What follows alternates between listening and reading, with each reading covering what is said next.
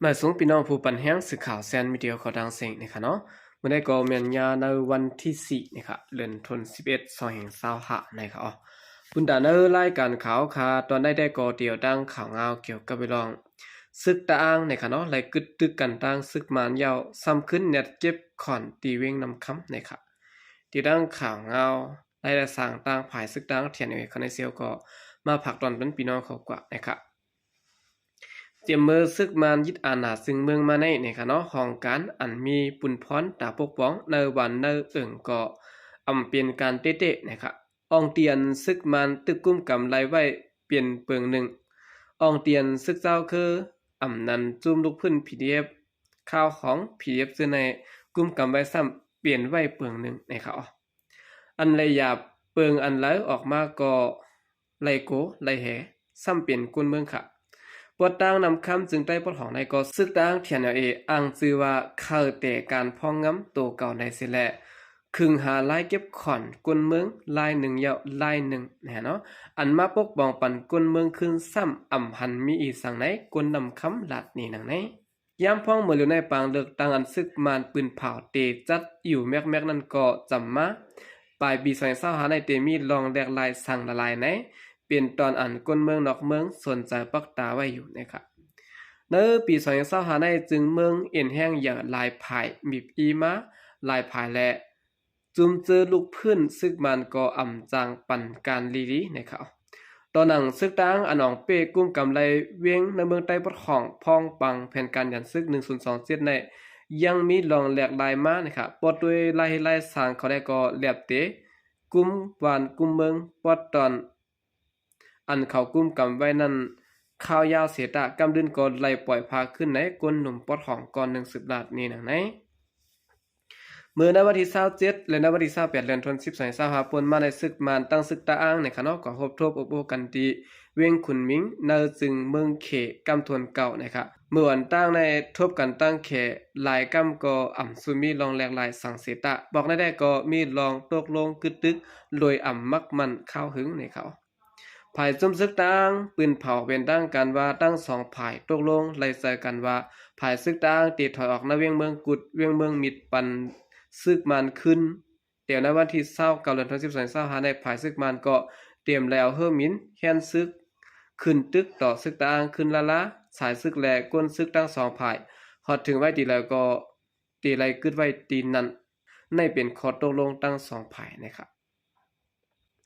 ภายการซึกตั้งมีรองแหลกลายกว่าเสตะภายการพองง้ำอันอยู่ปัตตาซึกตั้งบทตั้งสิเวงนำคำจึงได้พอของแต่ก็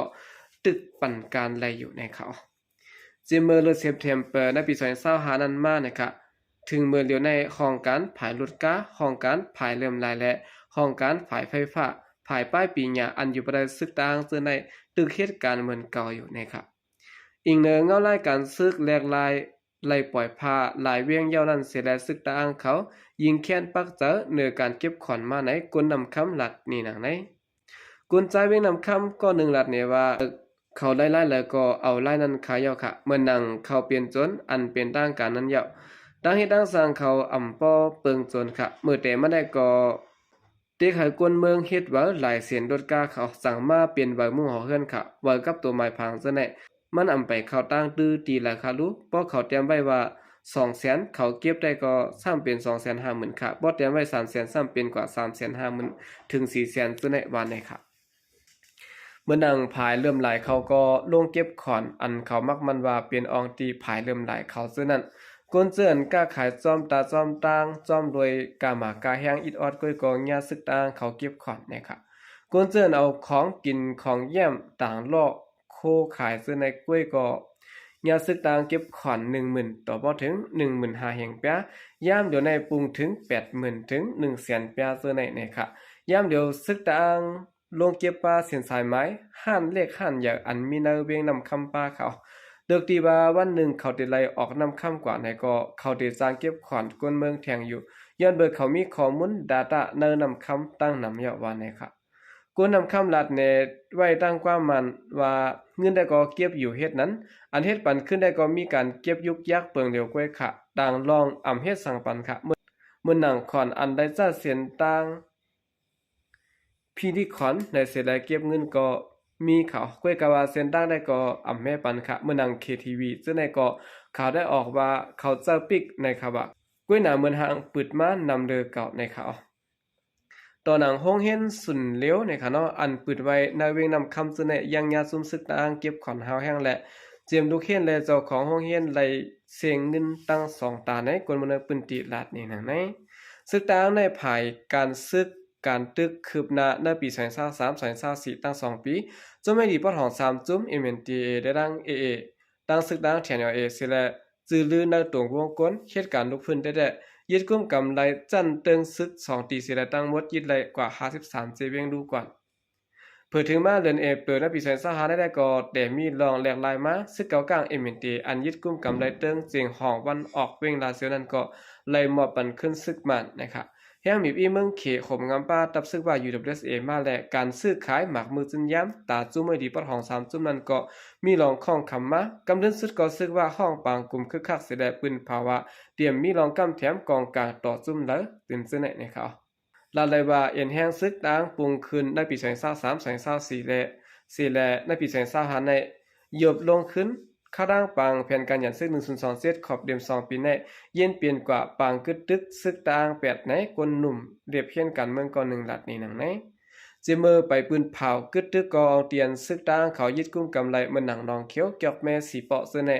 ญาซึกมันหลอดตึกยึดเอาคือเยอะๆต่อหนังเมืองกุดเมืองมีแลอองเตียนติดซับแดนดินเวงเดือเสน่ก็ตีไลถอยออกเป็นด้านกันโดย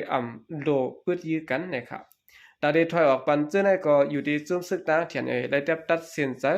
หยาบเย็นเตะๆในโดยเยอูผู้คานปากซึกต่างหลัดกว่าด้านสื่อข่าวเขาไว้หนังในอีกในซึกต่างตกลงตีถอยออกปันในพื้นที่เมืองมิดเมืองกุดเจ้าในเสียและจุ่มลุกพื้นข้าวหองผีเรียบเจือนยามโหมแห้งตึกจอมซึกต่างเจ้าในแต่ก็ขึ้นปืนภาวะเตสุเพกกลางกว่า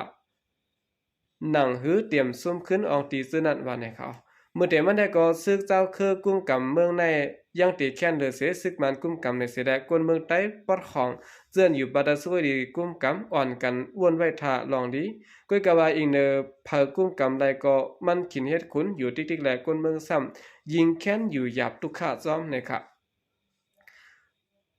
กุ้มไปตั้นได้หลายปีกวนเมืองเจือนอยู่บัดซึกเก่าก้างกุ้มกำก็ว่าตีละเฮ็ดหมายพังซึกเก่าก้างเสื่อนอยู่บัดซึกต่างกุ้มกำซ้ำติละเฮ็ดหมายพังซึกต่างกวนเมืองได้ก่อเตกว่าวันแล้วเมืองแล้วป้อมจางอำหันพ่อนดีมันเสียอิดไหนกวนเมืองใต้ปะของก่อนหนึ่ง10 ลัดนี่หนังนี้เอาคันได้ก็เป็นข่าวเงาในพื้นที่เนี่ยเนาะต่างภายซึกต่างเทียนเอาเองเขานะครับก็ขัดเสเก็บขอนเก็บเงินเด็กจะให้คนเมืองเฮ็ดวัดเฮ็ดไว้หมายพังไหลเจนรถกาเสียมในป่าเนี่ยเขาสืบสินแล้วข่าวขึ้นมาถ่อมด้วยข่าวเงาเกี่ยวกับใบลองซึ่งลอยเทียนเอาหามก้นนำตู้เจอเครื่องสตาร์ลิงตีตั้งก้นตั้งเครื่องและมือถือนะครับซึ่งด้านเทียนเอาปืนเผาหามเจอตื้อเครื่องอินเทอร์เน็ตพึงสังกลเวียงนำตู้หายไว้กลได้บอกได้ว่าญาสึกตางที่ยอบกว่าว่าในเสตะต่อถึงวันเมื่อไหร่กับสืบไปแล้วไปหัวมีติแล้วนะครับเดี๋ยวกลางเดือนออกโทเบอร์มาในนะครับเนาะสึกตางเทียนเอาเขากดทัดหาเครื่องสตาร์ลิงในสิเวียงนำตู้กูปอกกูยอมกูวันกูนะครับเนาะถึงมาได้ห่างเดือนในจ่ายแสนปานข้าวอายุมา60 ปีนะครับเนาะอันมีเครื่องอินเทอร์เน็ตสตาร์ลิงไว้ตีเคลื่อนก็ขายกว่าต่อถึงเมื่อไหร่ไรมาวงปลายยาวกุนเฮือนกับสืบก็อำได้เป็นอันไม่เสเตะๆนะครับ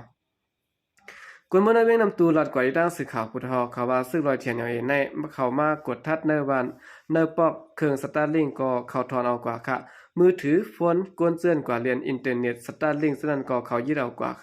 ขาลาดว่าเพราะว่าบ้านเมืองดีมาจังเตปันขึ้นว่าตีให้เฮาขากว่าเอาตีแล้วก็อำลาตีมันเมื่อแล้วบ้านเมืองซ้ำตีดีขึ้นก็อำหูในเขาจ่ายแสนปานข้าวอันหายไหลไว้ในก็กวนนักปอกนักยอมลาดว่าญาซึกตังตียับกว่าเสียมื้อในวันที่28เดือนธันวาคม2025ต่อพอถึงในวันที่3เดือนธันวาคม2025ก็ไปหันปอกขึ้นเฮือนได้เฮ็ดให้กวนเมืองในหมู่หอเฮือนไม่ใส่ไว้นะครับกวนเมืองในเวียงนำตูก่อนหูหันซ่อมลองในลัดกว่าด้านสื่อข่าวพุทธเขาว่าก่อนเขาย่างยับกว่าในเปลี่ยนใต้เขาตีห้องกว่าไว้ตีละเดียวกว่าหลายวันตีกุ้มตัวไหลหึงกะหือในก่ออำนาจค่ะเมื่อเดียวในเฮาคากับสืบกันตั้งมันก่อมและยาวเขาตีเฮือนเฮาคาในตั้งไว้สตาร์ลิงเฮามือหามันตีเฮือนก็ปิกพักตูเฮือนไว้ค่ะก้นเสื้อนอยู่หิมเฮือนมันนั่นก็มีผา ไว้หลังมันเตรียมดิกต่างเนอเฟซบุ๊กอากล้องส่วนตัวมันว่าเนอเวียงนำตูในอ่ำมีพะเยาในนั้นมันก็หายกว่าวันไหนค่ะ